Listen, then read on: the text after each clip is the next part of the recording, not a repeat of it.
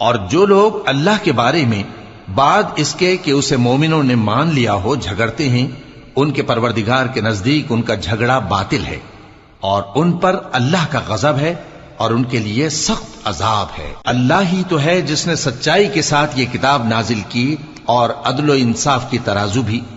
اور تم کو کیا معلوم، شاید قیامت قریب ہی آ پہنچی ہو۔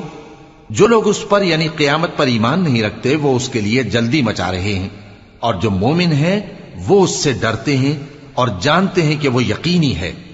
دیکھو جو لوگ قیامت میں جھگڑتے ہیں وہ پرلے درجے کی گمراہی میں ہیں۔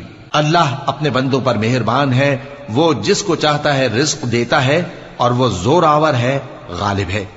جو شخص آخرت کی کھیتی کا طالب ہو اس کے لیے ہم اس کی کھیتی میں اضافہ کریں گے، اور جو دنیا کی کھیتی کا طلبگار ہو اس کو ہم اسی میں سے کچھ دیں گے، اور اس کا آخرت میں کچھ